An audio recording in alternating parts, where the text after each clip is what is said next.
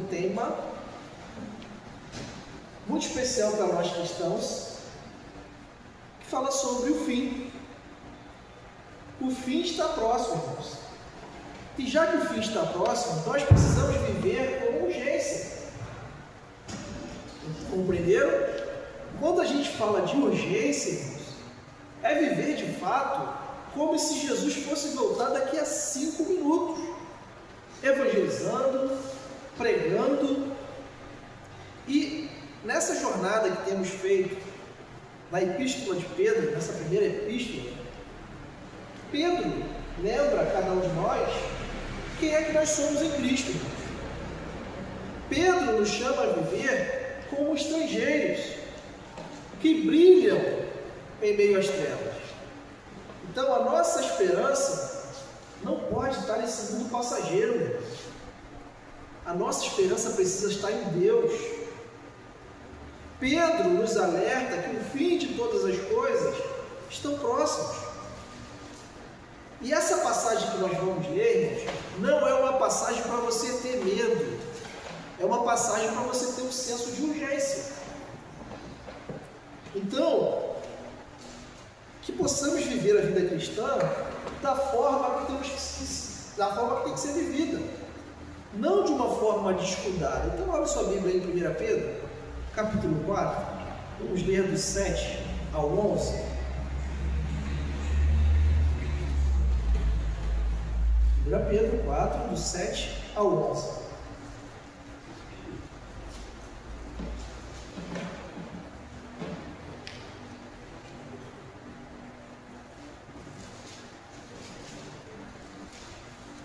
O texto diz assim, meus irmãos: o fim de todas as coisas está próximo. Portanto, sejam sensatos e disciplinados em suas orações. Acima de tudo, amem uns aos outros sinceramente, pois o amor cobre muitos pecados. Abram sua casa de bom grado para os que necessitam de um lugar para se hospedar. Deus concedeu um dom a cada um e vocês devem usá-lo para servir uns aos outros, fazendo bom uso da múltipla e variedade de graça divina. Você tem o dom de falar? Então faça-o de acordo com as palavras de Deus. Tem o dom de ajudar? Faça-o com a força que Deus lhe dá. Assim, tudo que você realizar trará glória a Deus por meio de Jesus Cristo. A Ele sejam a glória e o poder para todo sempre. Amém. Irmãos, Pedro escreve a cristãos, vamos recapitular aqui o contexto da carta, que viviam debaixo de perseguição e que viviam uma perseguição ferrenha. Aqueles irmãos, estavam enfrentando insultos.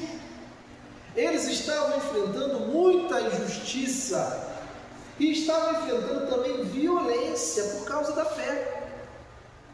E em meio a essa pressão, é muito fácil a gente perder a fé, é muito fácil a gente perder a esperança e é muito fácil, irmão, a gente se distrair.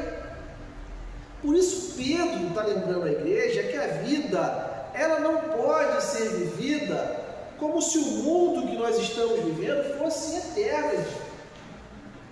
Infelizmente, nós vivemos nesse mundo achando que ele vai durar para sempre.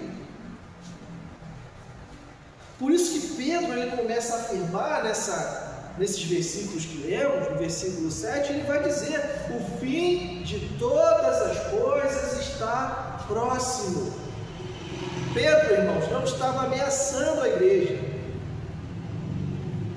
mas Pedro estava falando de uma certeza que é a volta de Cristo.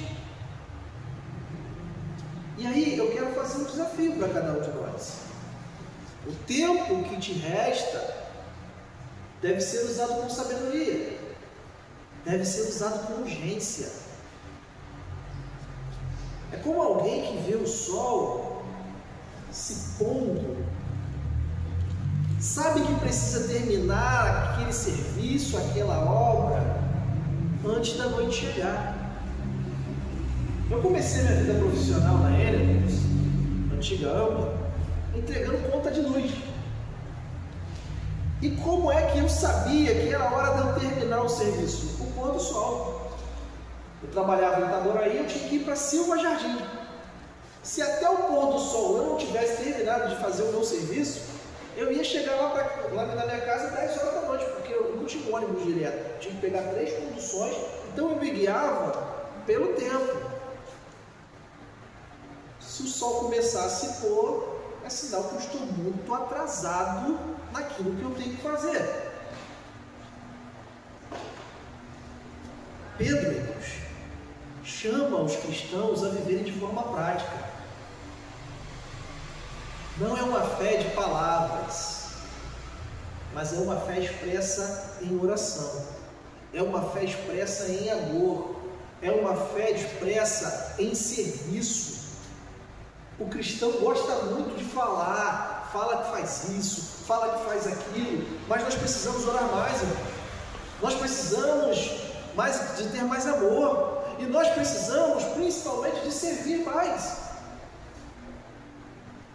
Mesmo em tempos difíceis, irmãos, existe um jeito certo de viver. Então a vida cristã não é passiva, é uma vida ativa. É uma vida comprometida com a glória de Deus. Então a nossa vida não pode ser comprometida com a nossa glória, com a glória da igreja, não, é com a glória de Deus. Então tudo aquilo que precisamos fazer precisa ser para a glória de Deus e não para a nossa. E Pedro aqui vai trabalhar brilhantemente sobre isso. E Pedro também fala de uma coisa que às vezes também se perde no seio da igreja, a comunhão entre os irmãos. O amor sincero, meu irmão, precisa ser o elo que sustenta a igreja, em meio às lutas, em meio às dificuldades.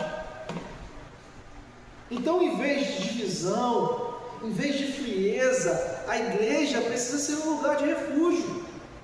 Então é aqui que nós precisamos encontrar, irmãos, os ombros para que possamos chorar.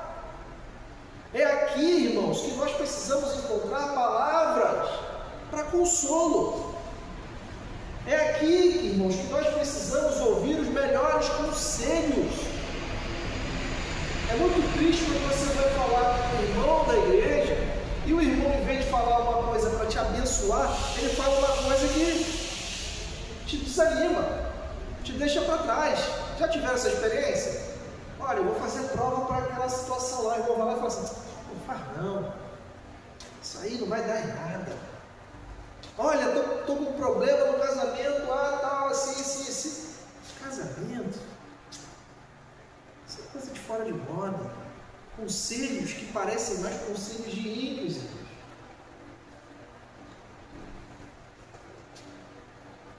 Viver no corpo de Cristo exige sacrifício, exige entrega.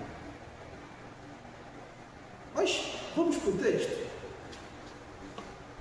Pedro começa falando o seguinte ponto para a gente iniciar. A gente precisa viver em oração e viver em sobriedade. Precisamos ser sóbrios. E Pedro começa dizendo no versículo 7: o fim de todas as coisas está próximo. Eu disse, né, irmãos? Pedro aqui não está colocando medo em ninguém, não. Essa afirmação que Pedro está dizendo para a igreja lembra para nós que a história ela segue o seu rumo. Qual é o rumo da história? A volta para Cristo. Então, viver sabendo que o fim se aproxima, irmãos, muda as nossas prioridades. Quem sabe que a jornada é curta, não desperdice o tempo, porque o tempo tem valor. Infelizmente nós, como igreja, muitas das vezes, não vou falar nem só como igreja, mas na nossa vida pessoal, a gente se planeja para longos anos, achando que a gente vai viver aqui o resto da vida, e muitas das vezes nós não vamos conseguir passar nem um ano.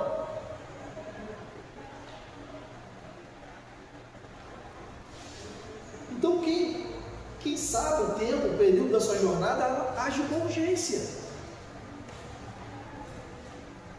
A grande verdade, irmãos, é que Cristo vai voltar. Mas a gente também não sabe a hora que Cristo vai nos chamar. Não é? Recentemente, 2 pastores que eu conheci faleceram, jovens, irmãos.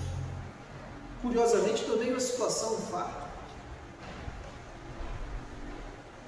Jovens que amavam o ministério, que vibravam pela palavra de Deus, e Deus os chamou. E muitas das vezes, quando Deus nos dá estratégias, muitas das vezes, quando Deus nos dá direção para tomar, às vezes, humanamente, a gente quer, não vou ter tempo, né, para fazer isso aí, vamos esperar mais um pouquinho. Irmãos, o reino é urgente. Glória a Deus, eram pastores. Glória a Deus, eram pessoas que confessaram a Cristo. Mas quantos no nosso meio sequer são evangélicos, sequer são cristãos, sequer tiveram uma experiência com Cristo e foram para a glória, entre aspas, morreram, e nós não falamos de Jesus para essas pessoas. Porque a gente sempre empurra com a barriga e deixa as coisas no amanhã. Por isso que Pedro continua no versículo 7, dizendo o seguinte, ele fala, o fim de todas as coisas está próximo, e ele vai dizer, portanto, sejam sensatos. O que é ser sensato, irmão? É viver com equilíbrio, é viver com vigilância, é viver com foco. A mente que é renovada pelo Evangelho, ela consegue separar o que é essencial e o que é supérfluo.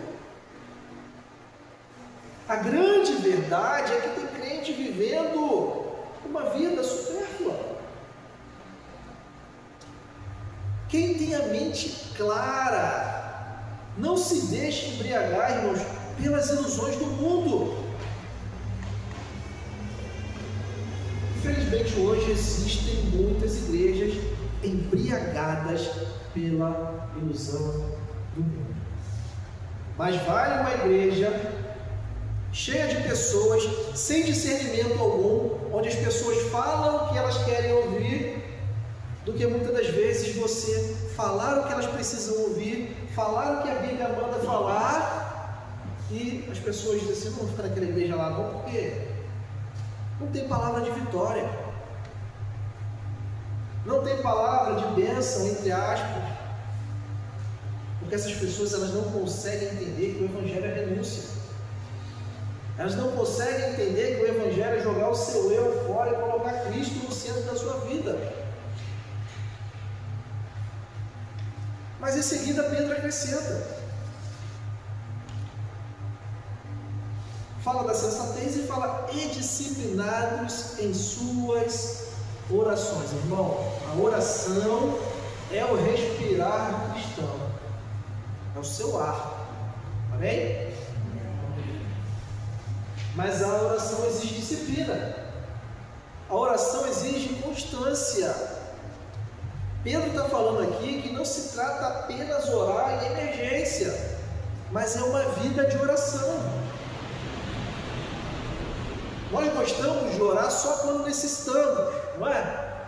Acontece aquela situação na nossa vida, a gente vai orar, correndo para orar, meu Deus, pelo amor de Deus.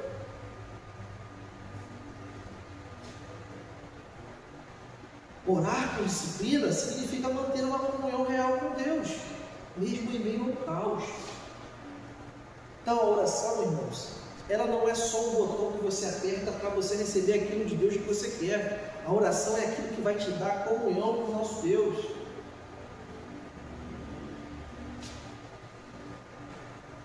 A oração te mantém sóbrio, enquanto o mundo está embriagado dos prazeres, das preocupações, das coisas. E eu digo para vocês, quem ora enxerga o invisível. Enquanto o mundo está correndo atrás daquilo que é passageiro, daquilo que tem tempo, que é finito, a oração ela nos traz prioridades. Ela nos faz enxergar aquilo que de fato vale a pena na nossa vida. O chamado é claro, irmãos. Vivam sóbrios, firmes na oração. Por quê? Porque o fim se aproxima. A gente não pode viver como um turista distraído. Precisamos viver como peregrinos atentos. A oração é aquela âncora que vai te manter firme, que vai manter a sua fé firme, mesmo em meio à maior ou cruel tempestade. Quando a igreja ora, meu irmão, ela não apenas resiste, mas ela brilha como luz em meio às trevas. É isso que a gente precisa entender. E aí Pedro, no segundo ponto, vai nos ensinar algo muito importante também. Precisamos que a igreja viva em amor profundo. Olha o versículo 8.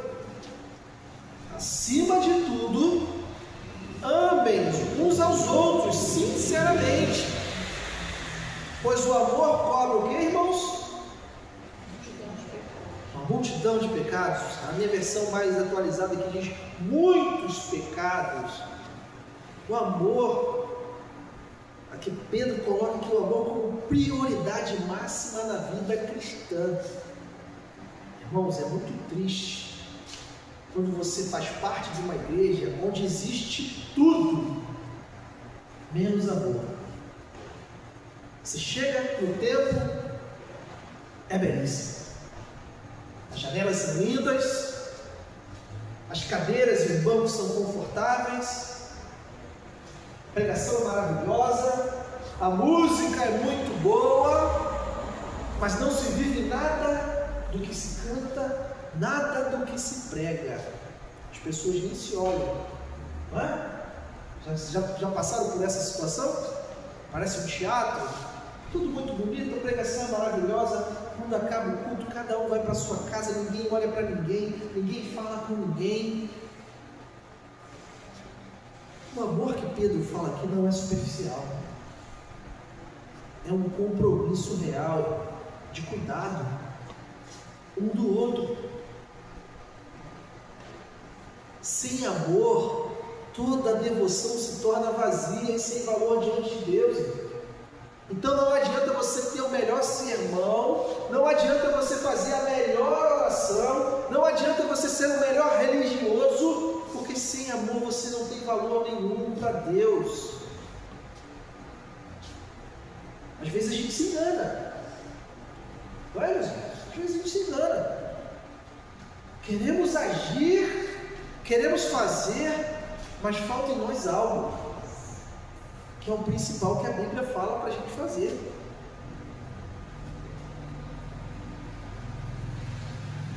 Esse amor tem uma marca, cobre muitos pecados, versículo 8 diz. Aqui, irmãos, não está dizendo aqui que a gente tem que ignorar o pecado, não é isso. O texto está falando para a gente responder com perdão e graça, assim como Deus nos perdoou. Nós somos perdoados em Cristo, somos chamados, irmãos, a entender esse perdão.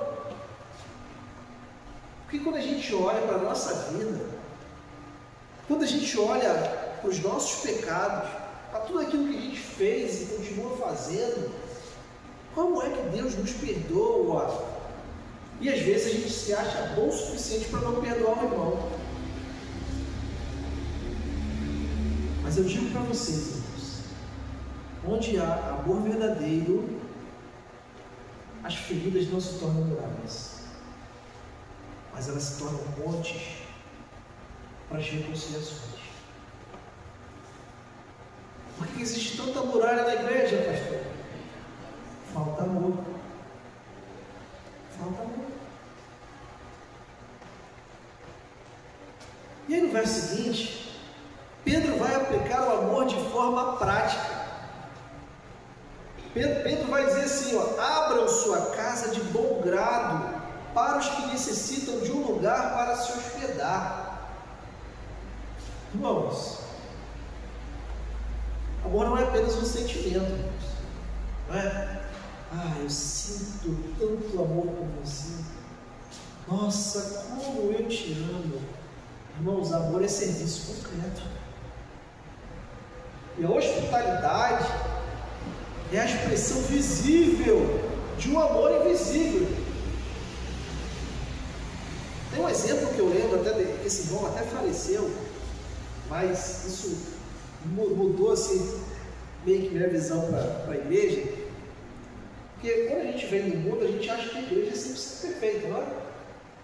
A gente tem essa visão. E a gente, no belo culto, não sei se já contei essa história aqui, tinha um irmão que trabalhava com van. E nós fomos ao culto, longe de casa, e fomos lá, todos os jovens, e na ida nós fomos a pé, ficando, se divertindo, contando história e tal. O culto terminou muito tarde, era muito distante para a gente ir a pé, todo mundo cansado, o irmão com a van vazia. O irmão falou, dá uma carona. O irmão simplesmente falou assim, não posso dar carona para vocês não, porque eu lavei a van. Paramos, rimos, né, como jovens que éramos, mas é interessante, né? Quando você abre a porta da sua casa, ou dos seus bens, isso mostra que você está abrindo o seu coração para o irmão. Quando você dá aquilo que é muito importante para você e você coloca à disposição, você está abrindo o seu coração para o irmão. E o texto ainda fala sem reclamar. Pedro sabe que é possível servir de forma murmurante e sem alegria. Tem muita gente que serve, mas ainda reclama por trás. Por que eu estou fazendo isso? Tem que fazer. Irmãos, o amor genuíno não pesa. O amor genuíno se oferece com prazer. Quem ama verdadeiramente não leva em conta o custo. Pelo contrário, celebra a oportunidade de servir. Irmão, não é demagogia. Eu fico muito feliz quando eu consigo servir alguém. Principalmente com recurso, principalmente quando eu posso ajudar, seja uma simples carona, seja talvez um dinheiro que você abençoa uma pessoa. Não há coisa melhor, irmãos, do que você fazer isso com amor.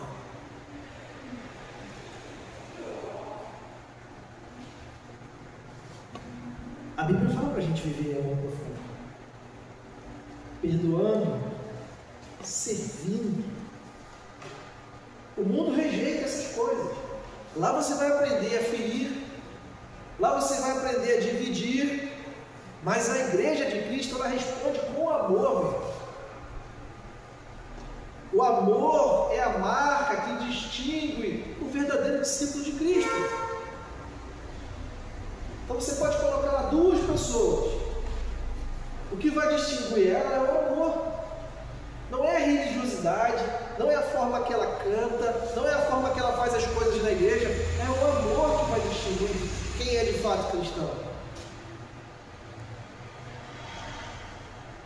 Onde o amor é vivido, eu posso dizer para vocês que o Evangelho é visível. Então, não há como pregarmos o Evangelho sem amor. Não há como. O ponto número 3, para a gente caminhar para o fim,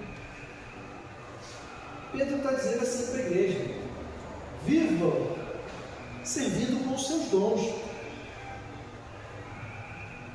E no versículo 10, ele diz assim, ó, Deus concedeu um dom a cada um, e vocês devem usá-lo para servir uns aos outros. Não é servir quem você quer, não. Não é servir quem você acha, não. É para servir uns aos outros. Significa que nenhum cristão foi deixado de fora da obra de Deus. Todos nós possuímos dons e talentos que foram dados para servirmos uns aos outros. Cada dom, irmãos, é um presente. Não para exaltação pessoal, mas para a edificação da igreja. Infelizmente, muitos usam os seus dons para se exaltarem, mas o dom que Deus nos deu é para exaltar a Cristo. Por isso que nós somos chamados a servir com nossos dons, porque nós somos mordomos fiéis da graça que recebemos. E aí o apóstolo continua, fazendo bom uso da múltipla e variada graça de Deus. A graça de Deus, irmãos, ela se manifesta de forma diferente em cada pessoa. Amém? Amém. Vocês conseguem acreditar nisso? Vocês veem dessa forma? Ninguém é igual, irmãos. Ninguém é igual. Cada um tem o seu jeito, cada um tem o seu dom particular. E todos nós servimos ao nosso Senhor. Muitas das vezes a gente quer um lugar do outro, não é? Em vez de a gente se colocar na nossa posição, a gente está preocupado com o lugar do outro. Todos são necessários para o corpo de Cristo. Todos. Então, nada que você vai fazer como eu posso te dizer, cada um de nós somos únicos. Então você não precisa se preocupar com aquele que está fazendo ou aquele que está deixando de fazer. Faça a sua parte. E eu gosto sempre de dizer isso, a diversidade dos dons, ela não divide a igreja. Pelo contrário, irmãos, enriquece a comunhão. Enriquece a comunhão. Mas vamos seguir o texto. Versículo 11. Pedro dá dois exemplos clássicos. Você tem o dom de falar? Então faça de acordo com a palavra de Deus. Aqui Pedro está mostrando que o ensino e a pregação, ela deve refletir a verdade de Deus, não a opinião humana, irmãos. Então eu tenho o dom da pregação, não é para dizer aquilo que eu acho, aquilo que eu penso, é o que o texto está dizendo, é o que o Evangelho manda me falar. A palavra, irmãos, ela não pode ser palco para vaidade. O púlpito ele precisa ser, de fato, para a voz do Senhor, para a exposição do Evangelho, para aquilo que a palavra de Deus fala, porque é só no púlpito que nós vamos falar. E depois Pedro acrescenta: tem o dom de ajudar? Faça-o com a força que Deus lhe dá.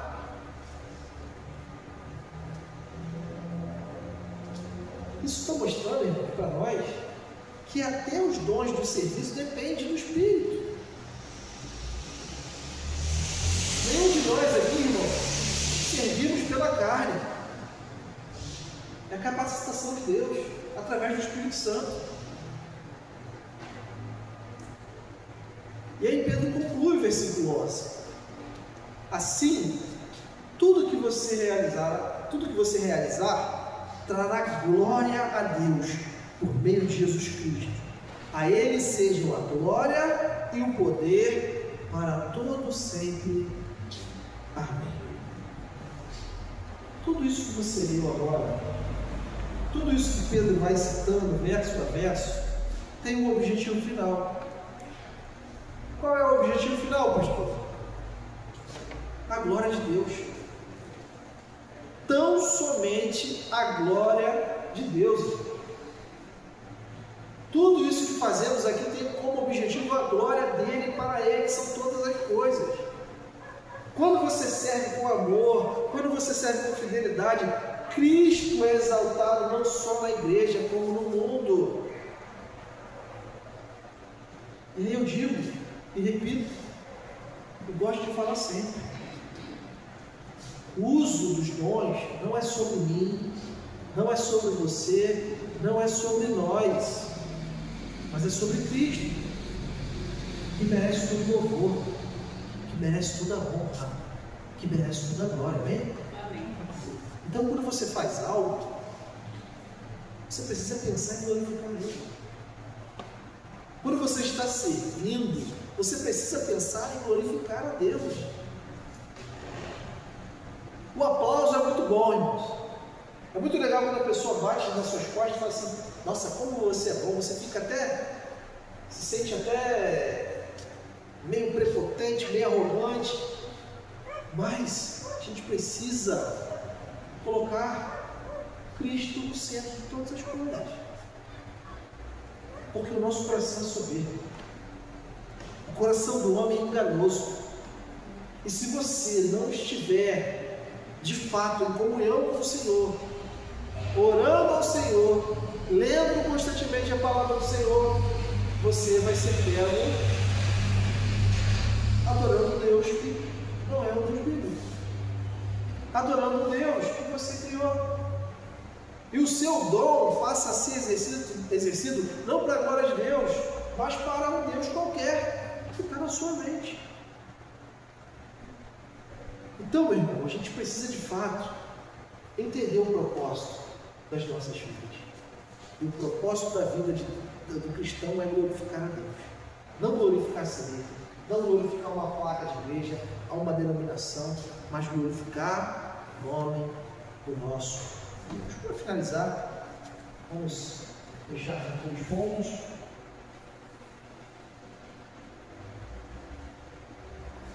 O primeiro deles, para a gente recapitular, Pedro fala sobre a gente viver em oração e sobriedade. Irmãos, para sermos cristãos de fato, precisamos ter a mente clara e um coração em oração. Não viva como se o amanhã fosse garantido, mas viva como quem está esperando no Senhor. Uma igreja de joelho é uma igreja que fica de pé em meio às provações. Então a gente precisa buscar disciplina em oração e sobriedade em cada decisão. Quando a gente ora, quando a gente tem uma vida de oração e propósito, nós conseguimos ser sóbrios para tomar as decisões que glorificam a Deus, para tomar as decisões que provocam a glória de Deus. O crescimento da igreja, ela depende da glória de Deus, irmãos. Porque se pensarmos no crescimento de igreja só por crescer, a gente está exaltando nós mesmos. Não é isso que queremos. Queremos glorificar a Deus. O segundo ponto que Pedro trabalha e bate firme nesse texto é que a gente precisa viver em amor profundo. O texto já disse para a gente que o amor cobre uma multidão de pecados. Quando você ama de verdade, você suporta, você perdoa e você cuida do próximo. Cuidamos uns dos outros. E quando o texto fala sobre amor, o texto fala sobre a nossa abrir o nosso lar, abrir o nosso coração, abrir a nossa vida. É uma expressão de amor cristão. E eu digo para vocês, irmãos, sem amor, os nossos dons e as nossas palavras se tornam vazios. Com o amor de Cristo, tudo ganha sentido. Então não adianta você cantar bem, não adianta você ter o domínio das palavras, não adianta você fazer tudo na igreja. Se não tiver amor, tudo isso é vazio. Tudo isso é vazio. E por fim, precisamos viver servindo com os nossos dons. Deus deu um dom, ou mais de um dom, a cada cristão. Para que isso, irmãos? Para servir, não para guardar. O corpo de Cristo, ele cresce quando cada membro exerce a sua função. Quando você vai na academia, você faz lá musculação, se você não fizer o exercício, você não vai crescer. Ou se você está gordinho igual a mim e precisa emagrecer, se você não fizer o exercício, você não vai emagrecer. O dom é para ser exercido, não para ser guardado, não para ser escondido. Sirva com humildade, fale com verdade e trabalhe com a força que Deus vai suprir. Cada um. Que a glória, Deus, seja sempre para Cristo e não nossa. Porque se cada coisa que fizermos na igreja, cada trabalho, cada vez que exercermos os nossos dons, forem para a glória do nosso Deus, tudo vai dar certo.